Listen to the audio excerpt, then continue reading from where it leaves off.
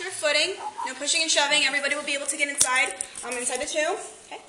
Also, there are audio tour buttons inside the tomb. Please do not press these buttons. If these are accidentally pressed, unfortunately, I can't speak over it. It gets really loud. So with the remaining time that we have, you'll just look at the walls, and that'll be the end of the tour. Okay. I also ask that you guys do not lean against the wall so you don't accidentally press one of these, because not all of them are lit. And I'll be using this flashlight to point at images on the walls, and I do not want to hurt your eyes. Okay. Did anybody lose a passport? No. Because this was found on the ground. There's nothing with Naomi's. I'm taking a video. I know that's what I'm All right, guys. Hey, guys. Naomi's? Okay. Okay, then I'll just give it to one of the chaperones right afterwards. All right. Okay, guys. Oh, and lastly, since the rooms are really small and we're going to go through this pretty quick, unfortunately, you guys can't take photos. It's just really cramped in there, and it's a bit of a distraction. So phones away. No phones when we're going inside. Phones away. All right. Okay. Now slowly come in. All right, and then stop at the line right there. And guys, it's spread out so that way the chaperones can come inside too. This is going to be cold. It's cold right here. Hey guys. Oh,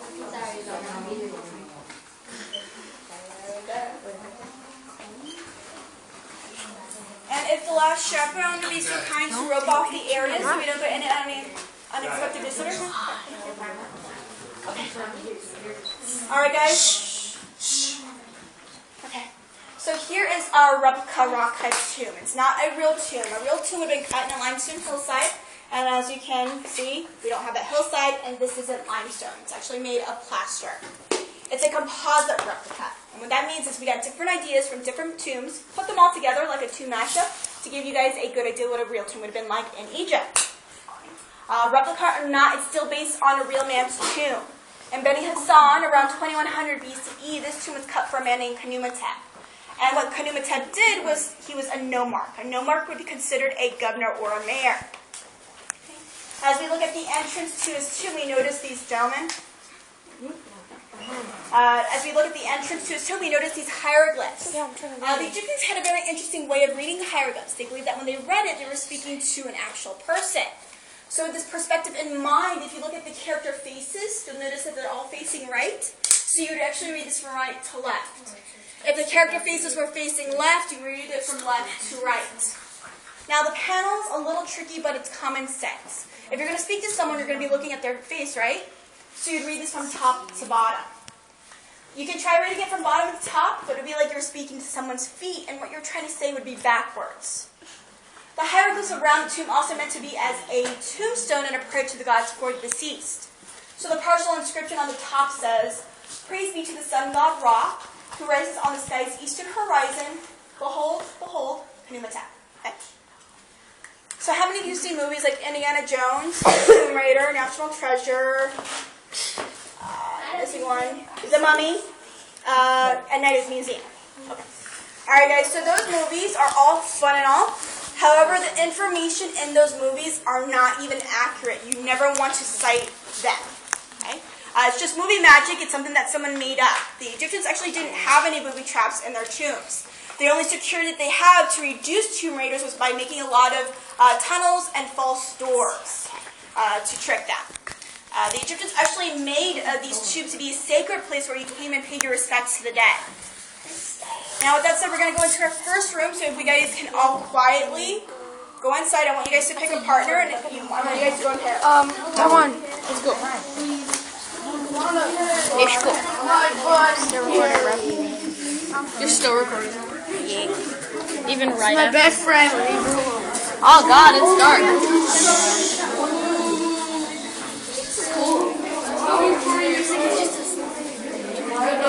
Is there a trap door? Why do we have to work together? It's a fake tomb, though. That's pretty cool. Hey guys, for those who are coming in, please come inside. I want you to This is fill really in the cool. space, so please come inside. Bent. Ladies and gentlemen. Ladies and gentlemen. Notice how they're trying to paint it to Hey guys, you cannot hear my directions. And since you can't hear my directions, we're actually moving very, very slowly. So if you guys can please come up. For those who are by the doorway, please come up. Yes, that way the chaperones can come inside. There we go. This is cool. Are you recording?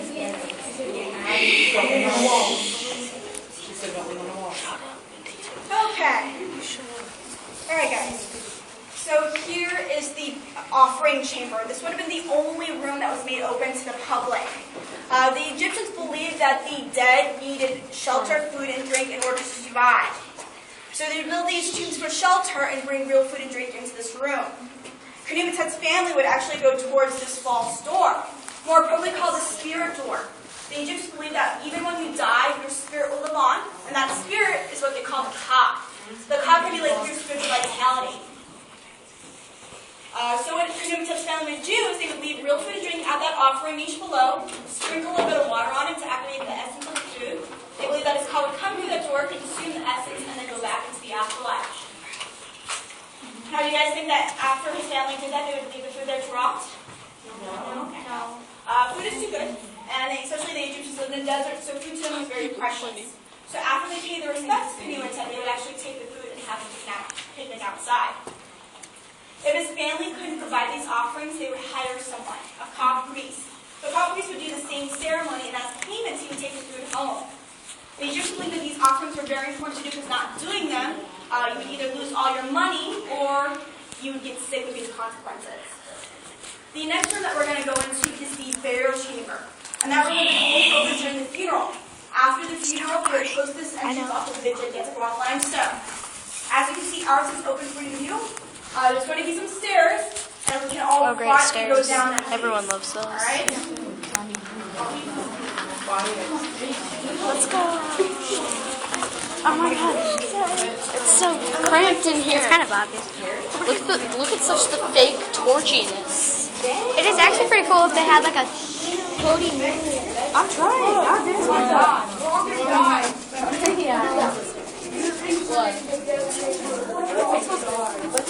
my god.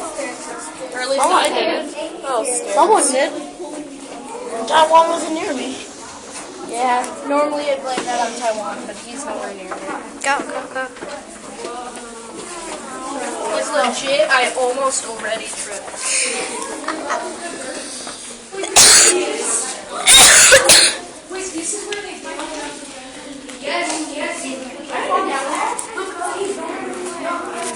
I guess it's the Yeah, that's cool. That's plaster? What is that?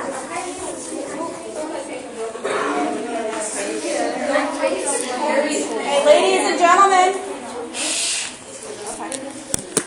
All right, guys. So here is the burial chamber. Once Khnumhotep's body is fully mummified, they place his body in a wooden coffin, and that wooden coffin is placed in this sarcophagus. Now, not only would his body be buried in here, but anything that he needed for the afterlife would be buried with him too. Once that's completed, the sarcophagus is then lowered down into the burial pit. Once the sarcophagus is fully lowered into the pit, they start breaking pottery on top to make it look like it was already broken into. I mean, that's a pretty smart idea, right, guys? You can't see it.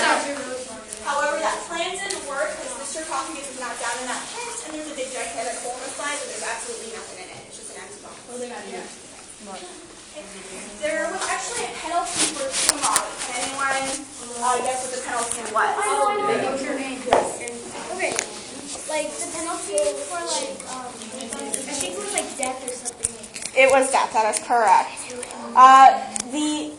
So who would want to risk death? Well, a lot of times during war or drought, it was tempting not to, especially for an underpaid tomb worker. They would actually come back into the tomb and steal the treasures inside. And they wouldn't be fooled by the broken pottery because they would already know.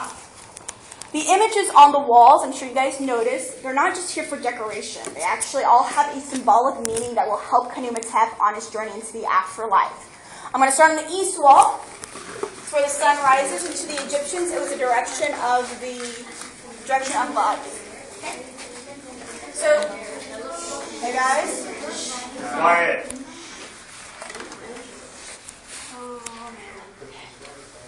Alright guys, so here's Khnumhotep in front of his entire estate. The Egyptians believed that anything that you carved or painted onto the walls would become real in the afterlife. So Khnumhotep wanted all this to be there.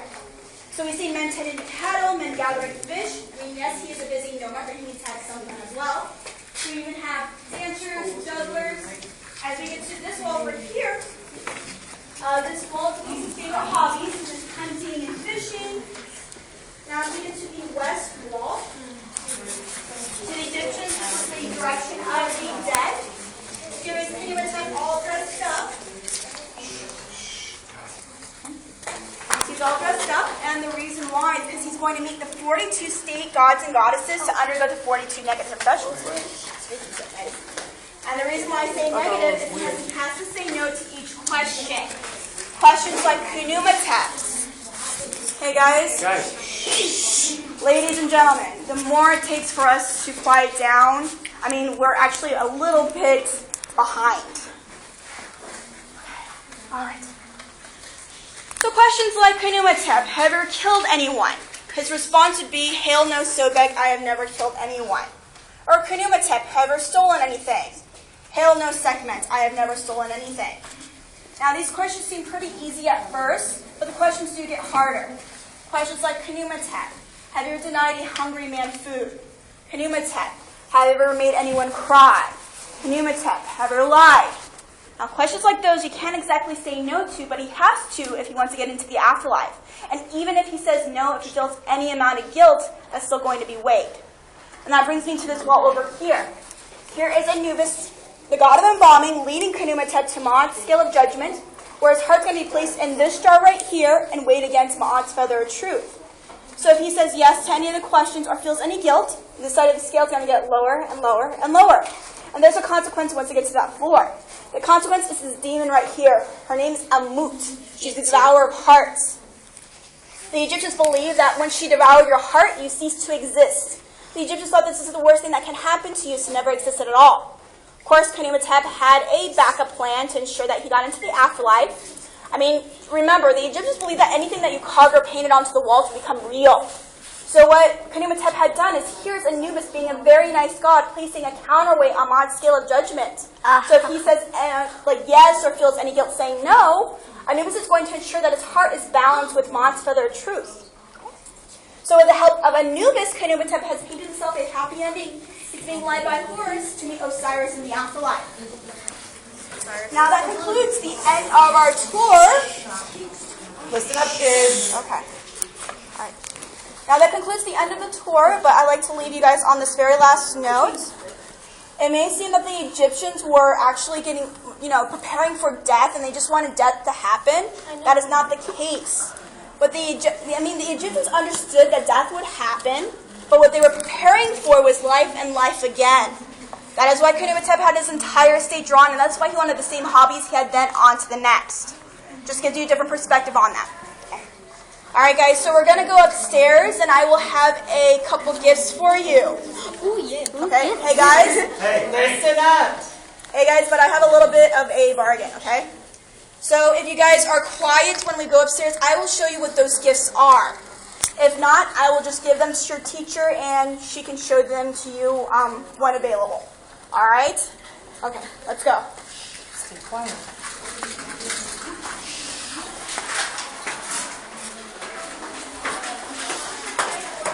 It's going to go into the tube.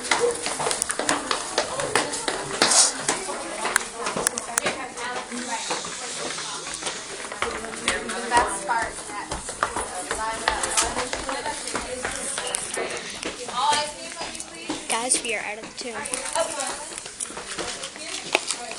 It's over, just end it. Nah. Oh my god. Oh, bright. Alright, the sun right over there, guys. Hurts. It burns. I'm obsessed with that middle school. The sun, it burns. I'm sitting over here.